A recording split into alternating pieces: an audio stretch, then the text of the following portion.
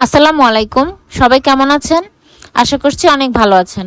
আমি আজকে আপনাদের সাথে শেয়ার করব চিকেন রোস্টের একটা সহজ রেসিপি। আর এই রেসিপিটা কিন্তু আমি গত শনিবারে রান্না করেছিলাম রাতে 10টার সময়, 10টা থেকে 11টার দিকে। আমার বাচ্চারা বায়না ধরেছিল, তো আমি ঘরে যা মশলা ছিল সেগুলো দিয়ে আমি চিকেন রোস্টটা তৈরি করেছি। তো চলুন মূল রেসিপিতে চলে যাই। প্রথমে চিকেন রোস্টের জন্য কিছু মশলা রেডি করে নিব। জয়ত্রী নিয়েছি আমি এখানে 2টা পাপড়ি, তারপর সাদা এবং কালো গোলমরিচ নিয়েছি হাফ চা চামচ, এবং কালো সরিষা নিয়েছি আমি হাফ চা চামচ। কিশমিশ নিয়েছি ইচ্ছা মতো 2 টুকরো, দারুচিনি ভেঙে নিয়েছি, জিরা কোয়ার্টার চা চামচ, বাদাম নিয়েছি 5টা, তারপর এলাচ 4-5টা। আর এখানে আমি রসুন নিয়েছি একটা, কারণ হচ্ছে আমি আদা এবং রসুন একসাথে বেটে রেখেছি, তো সেখানে রসুন বাটা আছে, তো সেটা দিব। আর কিছু পেঁয়াজ টুকরো করে কেটে নিয়েছি। এরপর আমি এখানে চিকেনটাকে ভেজে নিব। তো চিকেনটা যখন আমি চুলায় দিয়েছিলাম, দেওয়ার সাথে সাথে কয়েক সেকেন্ড পরেই চিকেনটা থেকে তেল ছিটকে আমার হাতে এবং মুখে চলে এসেছে। চোখের নিচটাও পুড়ে গেছে এবং ঠোঁটের আশেপাশে দিয়েও অনেক তেলে ছিটকে এসেছে। তো যাই হোক, চিকেনটা ভাজার সময় একটু সাবধানে ভাজবেন।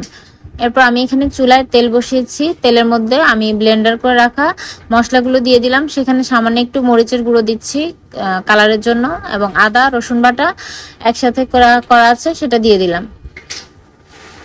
তারপর একটু নেড়েচেড়ে নিব, এবং আমার যেহেতু কাঁচামরিচ ছিল না, ফ্রিজে দেখলাম কাঁচামরিচ নেই, এই জন্য আমি মরিচের পরিমাণটা আরেকটু বাড়িয়ে দিলাম।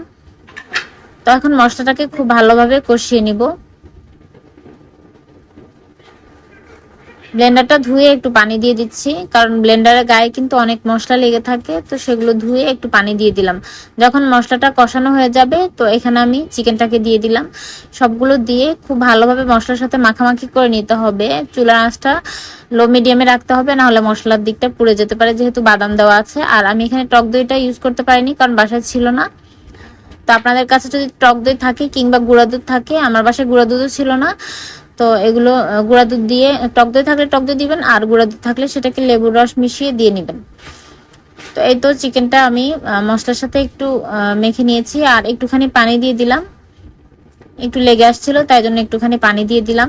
পানি দিয়ে একটু নেড়ে চেড়ে নিব।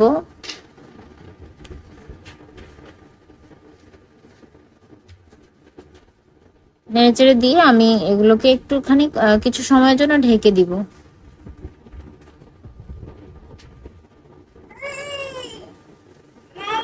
তো যখন ওই পানিটা, যে পানিটা দিয়েছিলাম ব্লেন্ডার ধুয়ে, সেটা যখন শুকিয়ে আসবে, মাংসটা কষাতে কষাতে অবশ্যই কিন্তু নেড়েচেড়ে দিতে হবে, না হলে নিচে লেগে যাওয়ার সম্ভাবনা থাকবে।